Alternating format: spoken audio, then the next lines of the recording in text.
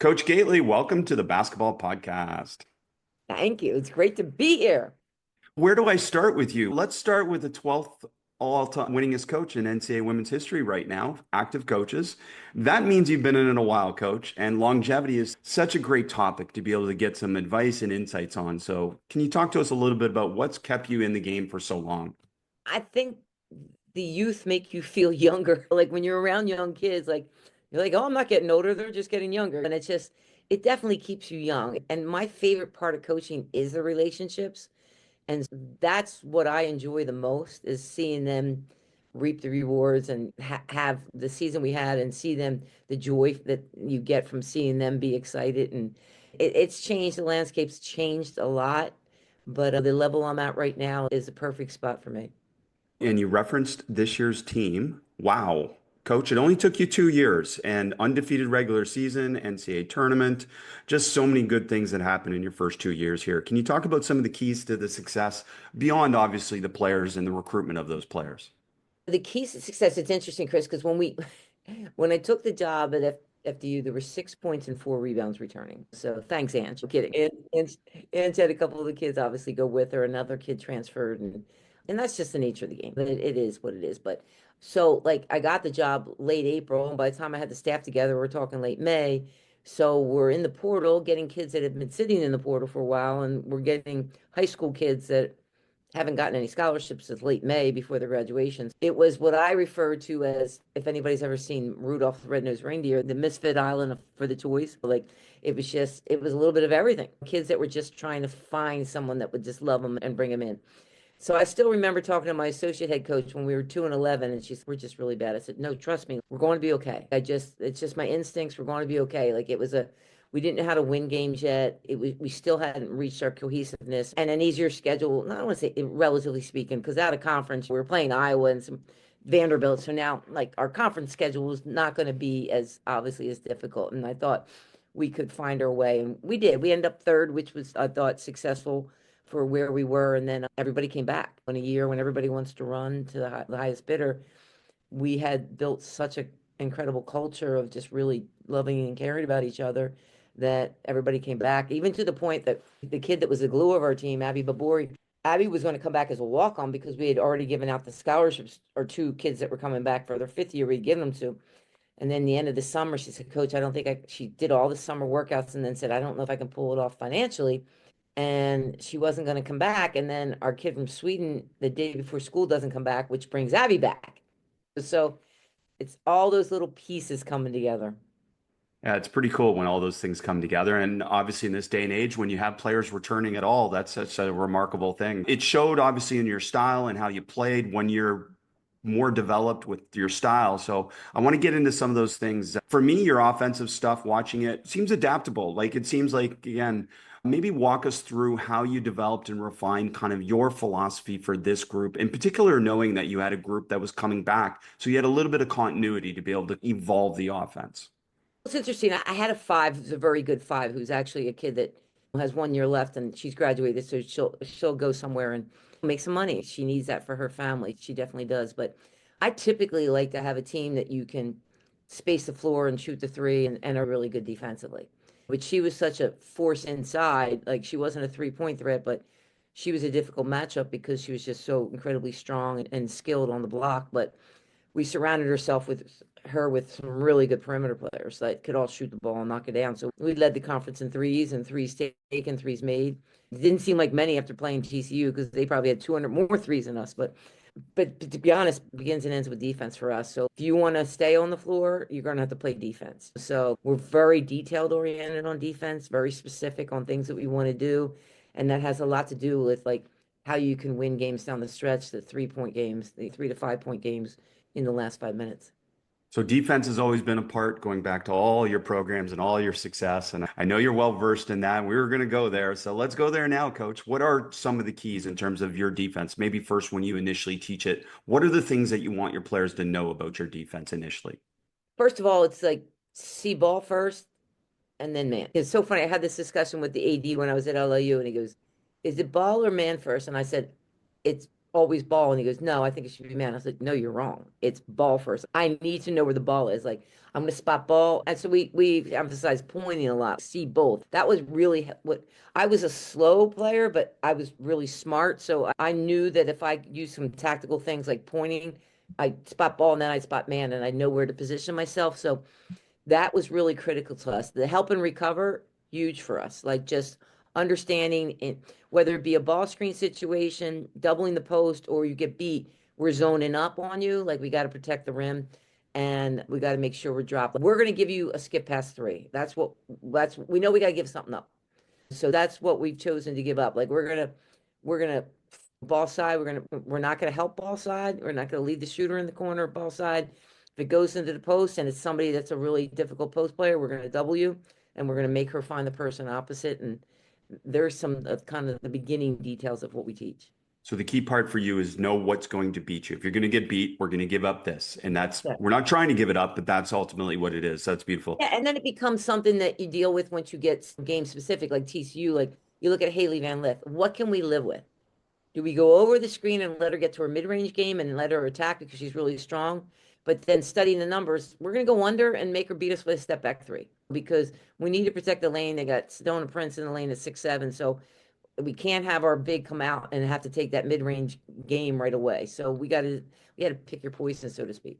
But what you're referencing is you're starting with a structure of understanding of what our defense is. And then from there, we can become adjustable, adaptable. 100%. And communication is probably the number one thing. Like you got to be able to communicate. Like you can help each other out by just talking it all. And I think it's a key to the whole game itself. But in defense, the teams that talk the most and help each other the most are the teams that are usually the most successful. How are you developing communication? That's probably a question you get asked a lot about how to get people to talk more. So how are you developing communication? I'm a big believer you get what you demand. Like if you need that in your program, guess what? If you don't demand it, you're not going to get it. So we have a couple high school kids that I talked to them about the biggest jump. One of the biggest jumps, obviously, I always think it's strength and conditioning, but for young kids, it's communication. And so for me, like anybody that comes in our gym, like after a practice, the recruits always say, guys, you guys such a high energy. You guys are always talking. It's part of our culture. So now these young kids coming in, now that we're in year three, culture really starts to take over because now the other kids are saying, you better talk. You know, this you got to talk the whole time. So that is started right from the very beginning in the summer. If you're not talking, we stop, we make a point of it. And not that you yell or get mad at them, just say, listen, guys, for our success, we need to talk. I'm a big believer, like when you step across the lines, you have to be somebody for the team. You can't be yourself that's off the court. Like I get that off the court, you want to be shy, you want to be conservative, that's fine. But on the court, you need to be what we need you to be. I love that phrasing. That's excellent. You referenced like playing a team like TCU in particular. And again, I think you somewhat controlled pace in terms of what you wanted to do. And that's pretty impressive in a way that you can play a team like that and you can impose your pace and your style on them. So talk to us a little bit more about, if you don't mind sharing a little bit more of the game plan. You referenced a specific player, but maybe overall as a team, what was a game plan to be able to play against a team like that? It actually was a good matchup for us because they are very pace oriented. They're very slow. They want to make sure that Prince gets up and down the court. They want to conserve their team fouls because they got to keep her out of foul trouble. They don't use their bench a whole lot, so they're getting major minutes. So that's why they play the style they play. They're not going to come out and run and jump you or press you. They're gonna pick their spots in transition. Like for us, we said let's push the ball. Let's make their big run. That was a part of our thing, and then go inside out. Make her have to play some defense. Make them have to help. They had some kids that like to cheat on defense. We wanted to play them off that, and we wanted to attack the ball screens. Like we felt where we could get some shot because Sona Prince really sat in deep coverage. Like she really sat deep in the lane. And we talked to him about not over penetrating. You can't get too deep in the lane. You got to be able to pull up at the foul line because you're getting into difficult territory if you try to take it too deep. The shot that will be there because with her, when the five set the screen, she sat in deep coverage. And so that mid-range shot, if you set a good screen, at the foul line was going to be open. So we talked about those little details of where we thought we could get some opportunities. So in that case, you're emphasizing to your players that if you can get to 15 feet and she's in drop, then that's a shot we Pull it, want. pull it, That's a pull shot it. we want. Every time you don't hesitate, pull it. Because Beautiful. you're gonna go to the end shot clock and you're gonna try to get to the lane. She's gonna be there. Like we didn't want to get we had a couple shot clock violations and I just think the kids were a little freaked out when the shot clock went down, and then you go in the lane and she's starting, and then she had 3 or 4 blocks in a row, and now the kids start to think about it. And when I kept yelling for me, just up fake her. Like she now, once I've always believed as a player, kid blocks your shot, that's fine. You smile and be like, okay, good. But the next time I'm gonna get you up in the air. And so just trying to get them to understand that she leads the nation in blocks, and it's not just because she's 6'7". She's smart. She knows she has to stay out of foul trouble. She has to pick her spots, and when she does it, and she's obviously a difference maker for them. Is it intentional to engage her in ball screen coverage so she had to be involved in a lot of ball screens? Yeah, she was what we were pulling out. We wanted to pull her away from the basket every time we could. We always wanted our 5 being the one setting that screen, whether it be at the end of the shot clock or to initiate our motion. We wanted to get her, attack her from the beginning, not because she's a bad defender, just because she was so deep drop that we felt that's where we could get the early shot. Talk to us about transition defense as well. You mentioned some of the building blocks of the half court, but can you go a little bit deeper with the transition defensive philosophy? Because again, looking at your scores this year, like pretty consistent in how you, especially in your league, kept your league to a certain level of scoring. And I'm guessing a lot of that had to do with limiting easy baskets for them. Yeah, it's a double-edged sword because I like to send forward to the boards. So I just don't think a lot of guards box out, and I think you can get extra possessions, but it all depends on the team you're playing, what pace they play. If you're playing a team that really pushes pace, we can't send 4. We got, and there was only a few teams this year that we had to do that with, is only send 3, but we were able to pick up a lot of extra possessions because I just feel like, one, if you attack the offensive boards, they're forced to box out, but also they're forced to find you and they can't start the break. So therefore, they have to make sure they keep you off the boards. For us, our philosophy is, I've seen people be a lot more detailed. We're not extremely detailed. Our philosophy is first person back has rim protection. You got to take the easy shot. It's not, if there's a big running and there's a guard coming with the ball, you're not stopping the ball. You're going to get the front of the rim, and then hopefully somebody recovers for you. But so and that's a learning curve for young kids. Like we spent a lot of time on tape showing that, guys, I know your kid was right here, but this is team defense in transition. Like we need to protect the basket first in transition, then ball, and then match. Like that's how you have to attack it. Reference TCU game, for example. What was maybe something that you tried in that game? Like, again, the game at some point became a challenge. And it's like, at that point as a coach, and I know with all your experience, it's okay, let's try this and let's see. Was there something like that came up in that game? It's not like there was a game in conference that we could jump to our press and make a difference. But when you have such a skilled team like TCU, it's hard to do that. That game reminded me of like my old days when I was at St. Joe's when we played Villanova. Like if a team gets over a 3-point lead, like that usually that team is in control. And that's how I felt with TCU. Once they took that 10 to 12-point lead, it's hard to fight back because it's not like we had jets in the backcourt that we could press and try to turn them over, and they were really solid ball handlers. I thought Louisville did a great job of doubling them and forcing the ball out of Van Lith's hand, and they had some trouble with that. That's not easy to go against that run and jump in half court. And here's some of the best players in the country. Every single kid on that TCU starting lineup would be a player of the year in our conference. So like if you're looking at it That that puts way, it in like perspective, doesn't it? yeah, yeah.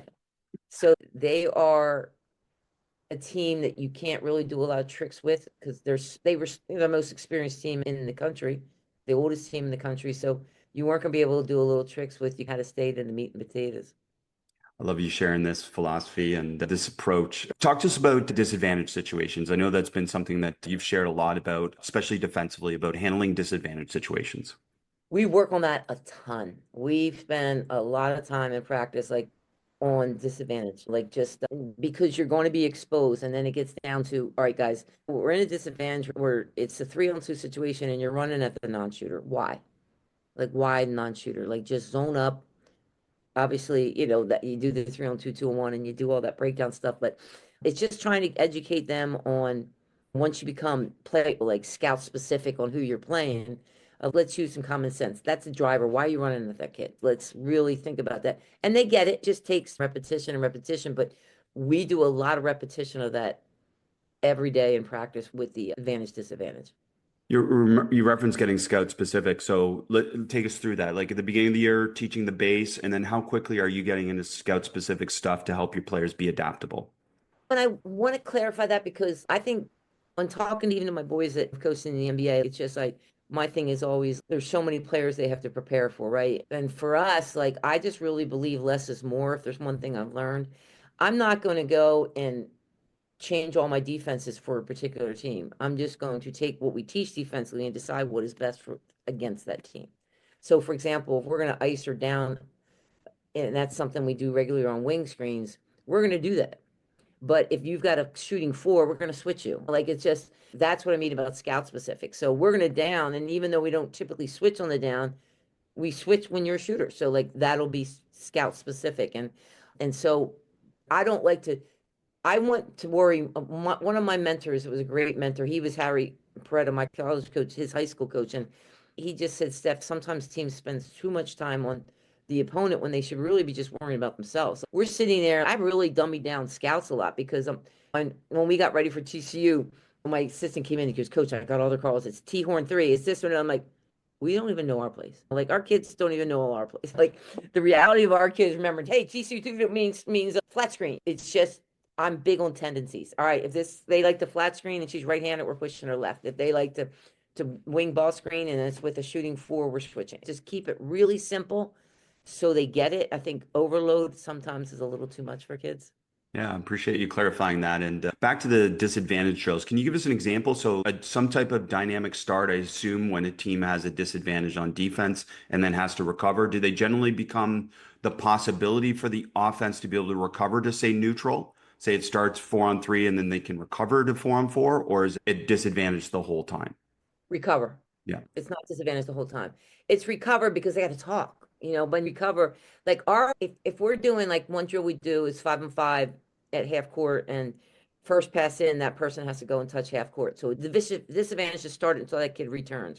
And so you got to talk who has ball. You have to take at least one dribble. I don't want you to catch and shoot. It's just not realistic. But so you have to talk immediately. Communication comes into play immediately. And now all of a sudden you got to rotate. Who are we taking? And our kids got really good at, all right, so we might have to step up in this situation, but as the possession got reversed, they knew to switch back to big on big and small. So that I'm a big believer that anything we see in a game, I feel I have to prepare for them in practice. So like anything, I don't think there was anything we weren't prepared for this year. Of course. And obviously, the season, you have a long season to be able to progressively get there as well. But can you talk to us a little bit, especially knowing you had this team this year that had the potential to be very successful in your conference? Can you talk to us, take us through the mindset from non-conference to conference, understanding that it was a long-term play and you had the possibility of the NCAA tournament? I remember sitting with my AD saying, I think this team could be special. But would I, like my husband and I were talking, would I have ever guessed it would have made this run? No. Not that I didn't think we were capable. There's always, and our men's coach said it to me. He sent me a text and he said, Steph, the one thing I've been amazed about is how consistent your kids stay ready to play. We stayed ready to play. And to be honest, I'm typically accustomed to the role of underdog. And so now being the team to beat, this is the first time ever I've been on a team that went through undefeated. I felt a lot of pressure with that. I felt a lot of pressure with that.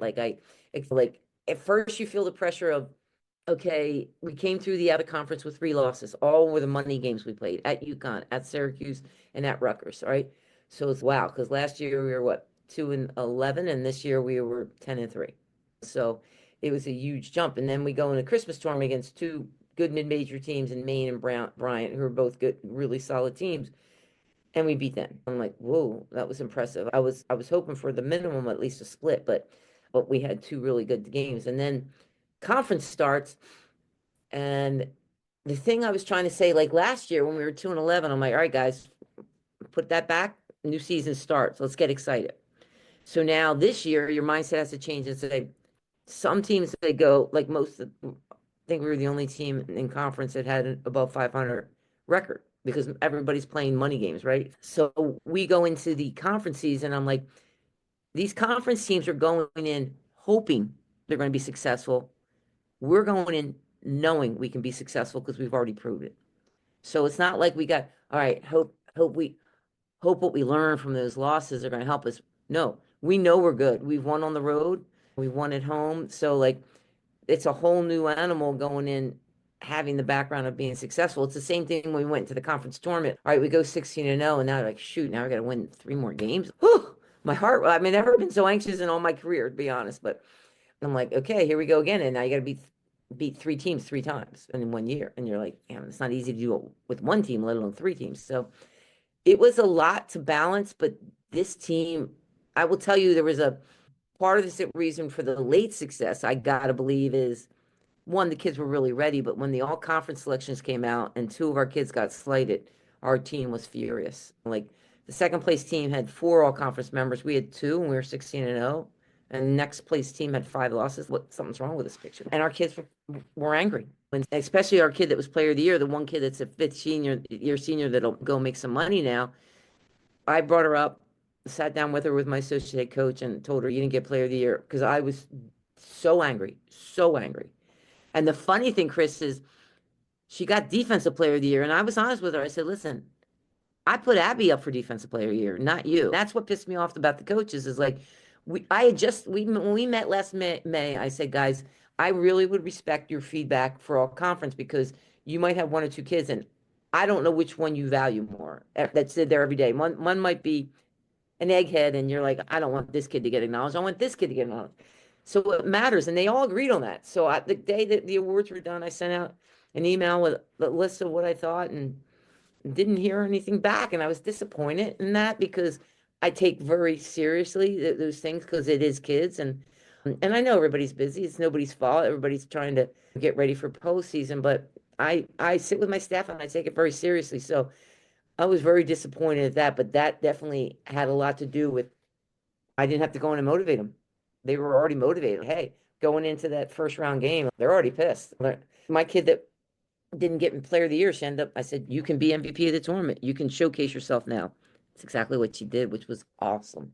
Oh, that is awesome. And sorry that happened, but I've been there. I've been there as a coach. I totally understand exactly what you're saying.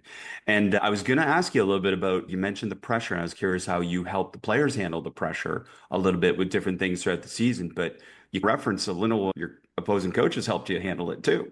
We laugh a lot. This team, we laugh a lot. I love this team. This team was so much fun to be around. And we had captains that were there last year come back and just a lot of growth and a lot of maturing on this team. But when I sense the tenseness coming up, I either one, throw a kickball game in there or something like that, dodgeball to break it up.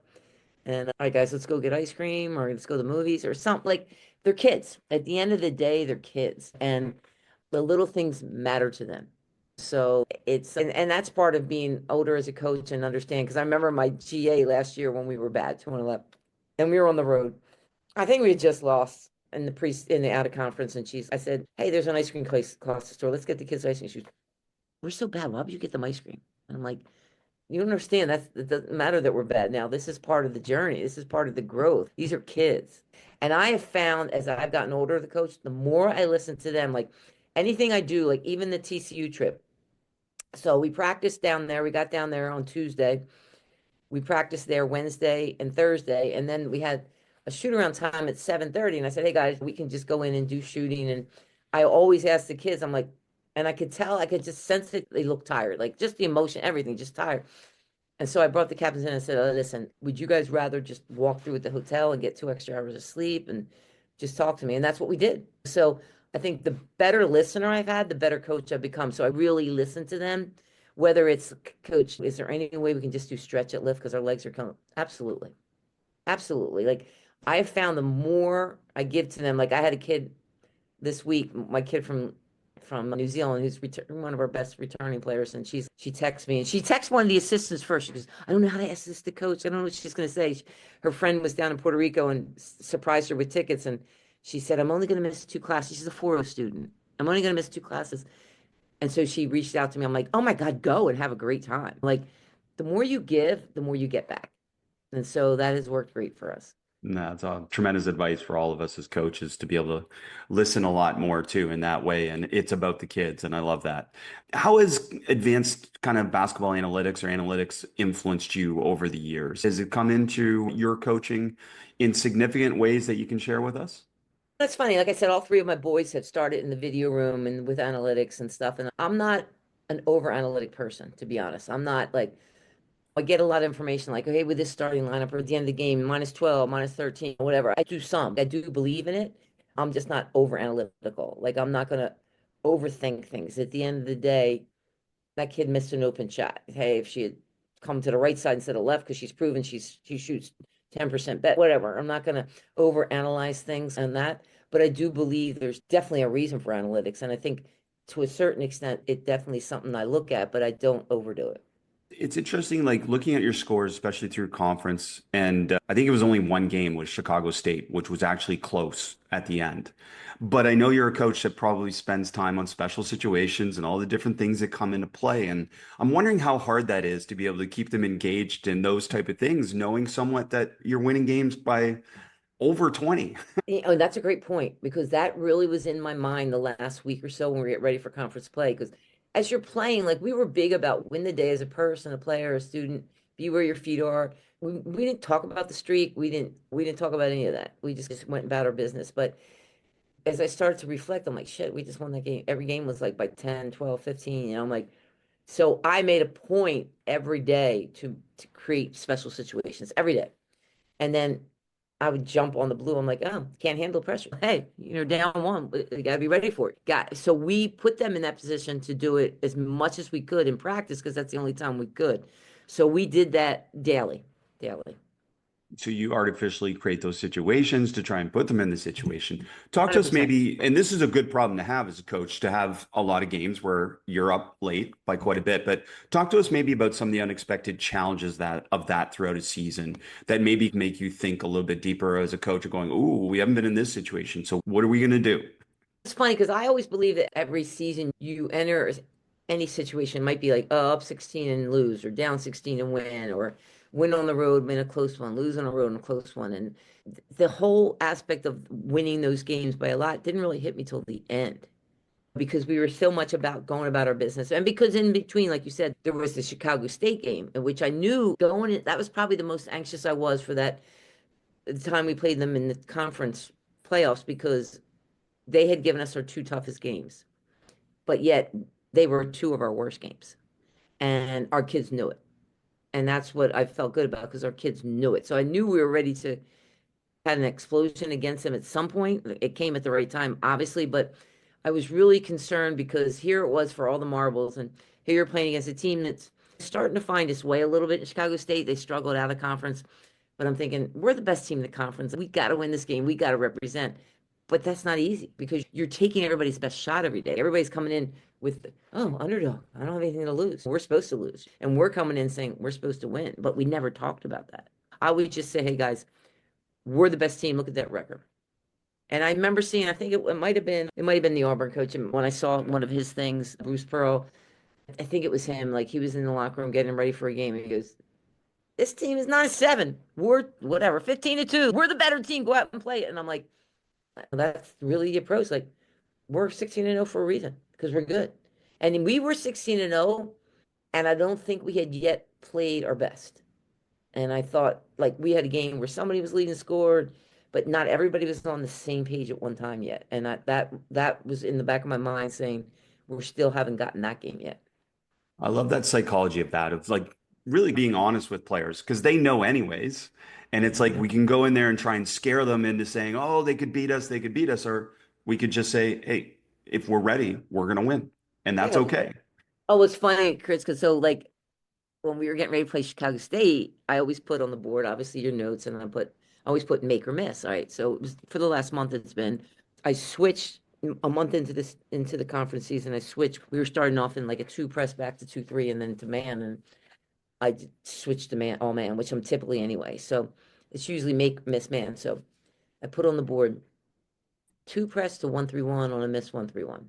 And I'm waiting for the reactions because they always come in. And I always say, take a deep breath first. And a couple of them are like, Coach, 1-3-1. I'm like, you guys, we can do that. We're gonna confuse them. We're gonna confuse them. And they're like, okay. And I'm like, why the hell would we do that? We're good at what we do. We don't need to do any of that. What's man, guys? I just wanted to get you.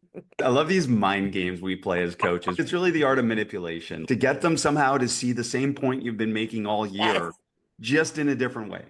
Well, that's the best thing when you're talking to your captains. Like you have in your mind what you want the answer to be. So you say, I want you guys to make the decision. This is what's on this side. This is what's on that side. So you give them all the things that you think for what decision you want them to make, but you want them to feel that they're making it. Make it seem like their idea. Absolutely. Always, always their idea. That's beautiful. You've referenced captains a few times, so maybe talk to us about that. So some of the different things that you do with your captains that maybe you feel are unique. Great question. I'm actually speaking at the Final Four with Janice Washington about leadership and captains next week. I was super impressed when I was at Fordham. I had one of my seniors that was a captain come in and give me a captain's manual that she created. It was fantastic. So I put that together in a book and I'm like a pamphlet. I'm going to share that with other coaches because to me, your captains are your extension. I take it very seriously. It's not like you're a senior and you're a captain. And I'll never forget, like my oldest son, Dutch, the one that's coaching with the Nets right now, his junior year in high school, him and my husband did a project that my husband encouraged him to do. And he sent a letter out to all NBA coaches, NFL coaches, Major League Baseball, all the pro sports, anybody that made the Hall of Fame, and all men's and women's 2004 men's and women's teams that made the NCAA tournament, and said he was a rising senior that wanted to learn about leadership. What are the three qualities he looked for? Handwritten letter from John Wooden. Like the response we got was, I don't know if you ever, John Gordon, if you follow John Gordon, Yep. because I love Yep. John Gordon's book. So I sent it, John had reached out to me about something and I sent him that book and he said, you should make this into a book. Like it's an outstanding read. So leadership skills, even when I looking for somebody for a GA or an assistant position, one of the first things I look at the resume is, were you a captain? Were you a leader? And not to say everybody has to be, because you have to be a good follower too. But we have a very specific thing when we're choosing the captain. So we want obviously the feedback from your players. Hey guys, I want you to give me your top three, who you think should be a leader. But I also, what I do is I have this form, it's about 10 questions. And it's not technical, who do you want to be a captain, but it's saying, who do you go for on-court advice? Who do you go for off-court advice? Who leads by their example? 10 questions like that. Your top three. I do that first because I want to see who the top ones are. Because in my mind, that ends up being your captains, to be honest. Those end up being your captains. And then what we do is we have whoever the kids nominate and that the coaches feel comfortable with, they have to write us a one-page, like a one-page letter of why they feel they deserve to be captain. Then we do a meeting with them, with the coaches, and we all ask them a question. Like, you're in this situation, a kid's bitching in the locker room. What are you going to do? How do you handle it? So it's a very thought out. And I also ask them, just because your team nominate you, it doesn't mean you're captain. Like this to me is a very serious thing. You have to understand you walk a fine line of representing us and representing the team, and that's not easy. Because you can't be in the locker room and have our culture attacked and sit there and not say a word. And that didn't happen. I'm saying, but you have to be able to stand up to it. Because I never forgot my junior year, when I was at Villanova, we had gone on the road, nationally ranked, lost three straight, and we were at West Virginia in a very close game. At halftime, Harry was so pissed he stopped coaching us. He just sat there and stopped. So we all went in the locker room bitching about it. I can't believe it. And the senior captain said, "Stop it right now. We played horrible. It's not his fault. We were horrible." I'm like, she's so right. Like it was a eye-opening experience. So I have regular meetings with the captains as leaders. We meet regularly about, hey, what's the pulse? Is there anything I need to be aware about? We have guard forward meetings, like we just do some specific things just to make sure we're all on the same page. I think the reason, like people often ask, like, why do your teams win? I'm like, it's how you treat people. It's 100% how you treat people. I want to be around kind-hearted people that give back to others. My faith is a huge part of me. Are you willing to do service for others? We lead the department in community service hours. Like I'm big on giving back and being someone for others. So like now that we're going through the portal trying to find a replacement for our big, I'm really specific. I'm not somebody that's building my program on portal. A lot of schools do that. I'm not doing that. I'd rather take the freshmen and work with them and get them better. You got to pick on some portal, like one or two you might have to go to, but we're not taking six or seven from the portable. We're not losing six or seven. Obviously, we might have to, we do, but I feel for the high school seniors now and the high school kid because you were being overlooked and there's not as many opportunities because of the portal. Absolutely. That's a challenge for all of them as well. And challenge for coaches too, to be able to figure out the right balance in all this. So I love you taking us deeper in terms of leadership and the captain process. I just want to highlight, and maybe you can talk about it a little bit deeper, but this idea of a questionnaire to your players to ask them who they think. And this goes back 30 years when I did my master's. I had a sociology professor that shared this idea with us. And it became this thing that I did all the time, which is literally even asking your players, who do you think should take the last shot? and all these different questions that you think you assume too much as a coach always. So getting these answers is so powerful. So can you take us deeper? No, I didn't have to do that this year. I do have something similar to that. And you know where I learned that from? Pat Summit. Because I was out someplace where she spoke and she talked about being in, I think they were in the Final Four at the time or the Elite Eight. And it's a close game. And she was at a timeout and she said, get the ball to whatever, Susie. Get the ball to Susie. And so they ended up winning the game by 4, but they didn't get the ball to Susie. And Pat was pissed that you didn't get the ball to Susie. But then Pat found out Susie didn't want the ball. She told her teammates, don't give me the ball. So she said, I needed to know that. Like I should know that. I should know that. And kids should know, like, we want the ball. Abby B, one of our kids was at one point the number one foul shooter in the country. She probably ended up in the top 10, but that's who we want the ball at the end of the game on the backcourt. So I do that. I'll say, all right, if we need a three, who we going to? If we need to get to the basket, who we creating a drive for? I think that's critical for our kids to understand who's that person we want to hit. But this team knew it, and I didn't have to bring it out. Some teams don't. I love that story of Pat Summit, of course. Any story involving her is just wonderful. But the captain thing, and you reference this, here's one of the hard balances. So I'd love to hear your thoughts on it.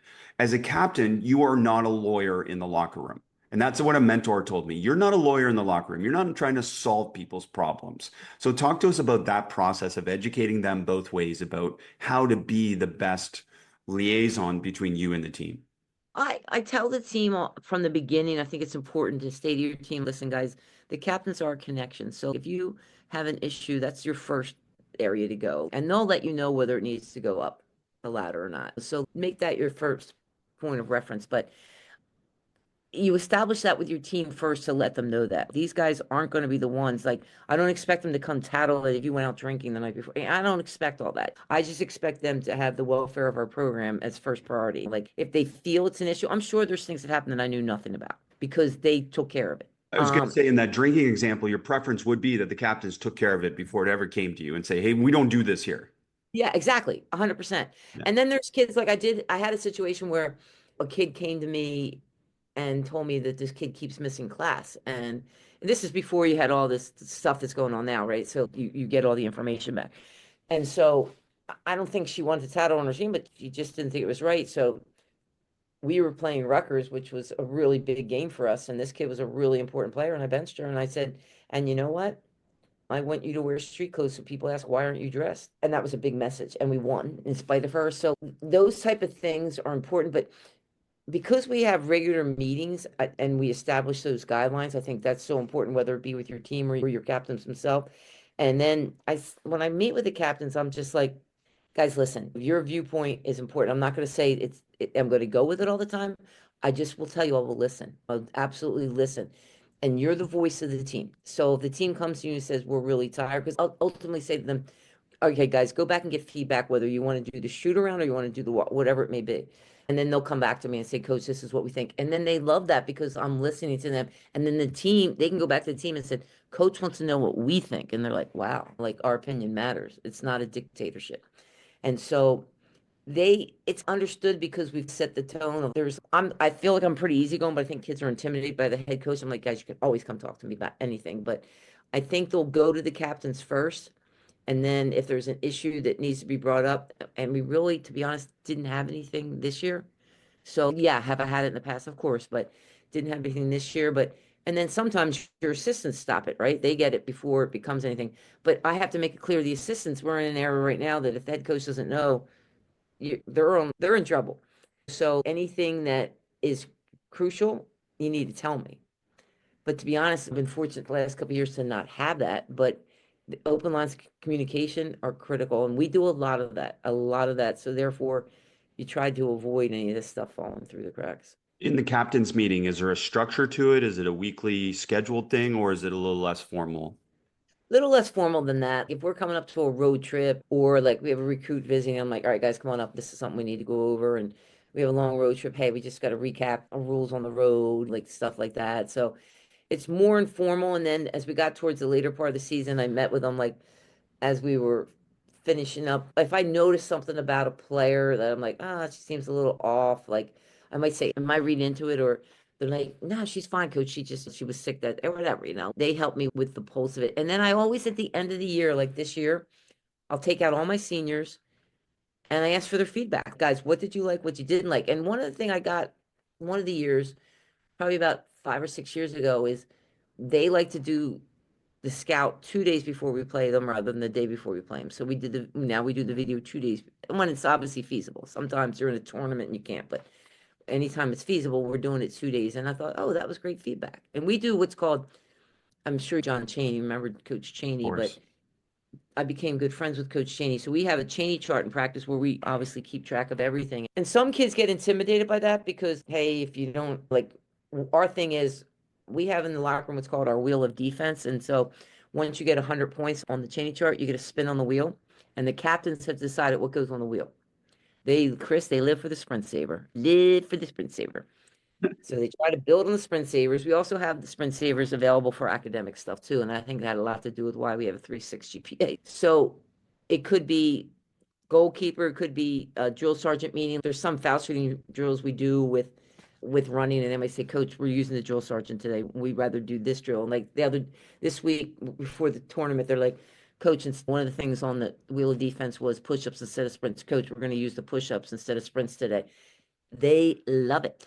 They absolutely love it. And I talk to my boys all the time. I'm like, I don't care whether you're a girl or boy, kids love to be challenged. And so once you get that 100, you get that spin. We're in the locker room, we're all celebrating, we're cheering about it. Sometimes I'm tweeting about it. Get excited over reaching these goals. So the more we reach these little goals, like we do a thing after every 2 games, we have a dartboard and there's 7 goals. So it's 7 goals we've established. It might be hold a team 5 points below their average. It might be shoot 75% from the foul. It might be more than 10 offensive rebounds, whatever the 7 are. So say we're playing, and this year was fascinating to me, really fascinating to me, because typically in my years, this does not happen. So I pick a word say we play, I don't know, say we play Albany and we out rebound them. So maybe that word for me that day is rebound. So on the 7 things on the dartboard, everyone has a letter. If you reach that goal, if you reached over 10 offensive rebounds, you get one of the letters of rebound. If we shot over 75%, you get another letter from rebound. So then the captains, when we go through each goal, after we watch the tape of that game, they start putting the letters on the board. And typically speaking, if you get 4 of the letters, you can figure out the word. And that gets you a sprint saver. But if you don't get the word, you lose a sprint saver. And I don't know if there was many that we had less than 4. And I've never, ever had that. We had at least 3 games, all 7. And I said, you guys see the correlation between reaching mini goals, winning the battles to win the war? Because that's a big thing we talk about. We won that battle, which helped us win the war. So like, we're big on win the mini games because winning will take care of itself. I love all these examples. Just bringing so much to life with these examples. That's beautiful. Maybe can you just take us deeper into the process, the wheel of defense then? So how do they accumulate the points specifically? And then from those points, whatever it lands on, that's what they get as a Okay, reward? so for example, like word practice, and you really won't get to the wheel until you have to get plus 100. So what happens is that was another feedback I got when I met with the seniors. It used to be like, say, oh, Chris, you're minus 12 today. You have 12 spins at the end of practice. And then we met with the team about it, and they said they would rather make it cumulative as a team because if you have a bad practice, but I have a good one, I can pick up for you. So if I'm plus 16, I can take away your minus 12. And so now if we have minus at practice, as a team, they're running and that didn't happen very often. So what will happen is say offensive rebounds is a +3 when turnovers are -3. So, there's more chance for plus than minus. We make it specific to what we need to be better at, but we also make the normal things like, hey, setting a good screen or, hey, helped early, got to charge, whatever the 15 Are things we managers charting this then? Or Yes. are you, yeah, Yes. okay. Managers are charting it. So at the end of practice, I always go over it and I always acknowledge the kids that are over 10. Hey, it was in double figures. Great job. Awesome job. In the locker room, so I'll say as a team, we're plus 68 today. Great job. In the locker room, the individual stuff is kept up. So you're not penalized during that practice. Hey, and it's also a great thing. 'Cause it's like I had a kid that wanted to know why she wasn't playing one year. And I'm like, you're minus 200 on the Cheney chart. Like you can't get it done in practice. Like, how do I play you a game if you're not proven in practice? So it's a great opportunity to show that to them. So You get 100, all right? You get a spin on Accumulated over many practices. over, yeah. So, and you have to start over once you get it. So, like, we started in the when official practice starts. So, it might be September 25th, Cheney charts in play. Once you get 100, and I might do something during the season where, a certain game, I might say, hey guys, if we get this, I'll give you +10 on the Cheney chart. Once you get 100, you get a spin, but now you have to start over again to reach the next 100. And then you get the spins. And we also every week acknowledge the defensive player of the week and then the power touch winner. Who's the one acknowledging each kid more the whole week? And we give them a sticker and we get their picture taken with the team. So we spent a lot of time on the little things because I'm a big believer that the little things become big things. So it's a lot of the culture is built through that. But it's funny when I talk to the captains, I did a 2 for Tuesday tweet this year where I asked two questions to them and they asked me two questions to get to know everybody better. And I said, what was your favorite off the court thing? And we had taken them to Ocean City, New Jersey, my hometown. That was their favorite because they said they really felt, one, we got some stuff done to find out about each other, but we did some work as far as we did a scavenger hunt, we did miniature golf, but we also sat, one of the things we do each year, and I took this from Gail Gassencourse, who was from Duke, we give them a book each summer and they have to read, and then we have to say how this apply to our team or you with our team. And everybody gets shares and we do the book review there, and then we go over our goals and things of that nature. So it's a lot of time invested in people with our success. I'll never forget when I was out with Gino. It was when he went to his first Final Four, and Gino had recruited me when he was at St. Joe's as an assistant, and he said there was a small group of us for dinner, and he said one of the mistakes a lot of people make, and Gino might not even remember this, but it was a profound point to me. He goes, take so much time going over tape. Hey, they got to review this, and they should spend that time getting to know their players. And when I went up, we were the team. Of course, we were the team when Gino broke the record this year. So I remember my friend this summer saying, Congrats, coach. huh? Congrats. Thanks. Although I'll always be remembered. So like this summer, one of my friends down the shore, she played with Chris Daly, and she's, Steph, you never believe I got this invitation for this game in November, and it's you. And the day we're going to break the record. And I'm like, oh my God. So I went up to dinner. We got up there the night before and went out with Gino's wife and a group because I knew some of the UConn kids from before. I knew from a long time. And I just love how much they love him. He genuinely cares about those kids. And of course, you're always going to have a couple that don't, but I would say far more do, and I think that has to do with how he treats them. And it's tough love sometimes with him, but he loves them. And I coached a couple of them in USA basketball, like Sue Bird, and it was one of them I coached. And Shea Ralph, I mean, it's just, they had great experience. And I never forgot what he said is get to know your players. So I spend time every year going out with them and sitting and talking to them and what makes them tick. Like this kid that's in the portal now as a grad student. I think God put me at FDU for her, to be honest. She was a really broken kid when we got her, really broken. And we talked a long time about what's going on. She got on the first Zoom we did and she was like this. Hoodie Nothing. on, yeah. Yeah, like just hoodie on and just wants to hide herself. And to see her smile yesterday, I got to tell you, I had the chills even thinking about it. Like knowing that she's going to get good money to help her mom, and she got asked to be on the Jamaican national team and just now. And when she sat in that office, I said, who would have thought when we sat in that office and when we were pissed about you not making player of the year that all this would come? And she's got a deep faith too. And I said, God is good. God is good. And that's why I do it. That's why I do it. That's my favorite part. Such a beautiful way to be able to understand and appreciate Yeah. coaching. Yeah, that's awesome. Thank you for sharing all that with us, coach. And before you go, I do want to hit on your family and coaching as a little bit as well, which has got to be something you're really proud of, and certainly something that they've always been in an environment where they've been around coaching, haven't they? It's funny, yeah. We had Dutch when I was at the University of Richmond, and I told you about that leadership book. Interestingly enough, Coach Popovich was one of the coaches that called him when Dutch was 17. And that was where Dutch spent 5 years when he first started, was with Coach Pop, who he absolutely loved. And then I was at the Nets game the other night and just I tweeted a picture of just to see where he's at. One, it just brings you so much joy in your heart to see that your kids love what you did. My husband and I coached for a long time. And then the middle one did some work as an intern with the Heat, but he's the one having the grandkids. So he's got major golden points here because he's giving me two kids right now. And Gunner's 16 months and JJ's 2 weeks old, and I'm gonna go see them tomorrow. But two basketball names, come on, Gunnar and JJ. Seriously, come on. Yep. Then the youngest one, interestingly enough, the youngest one was born June 23rd, the same day as my oldest one. That's 11 years apart. And I told him I was induced with all three labors. I said, we can do them the 22nd or 24th. No, Mom, no.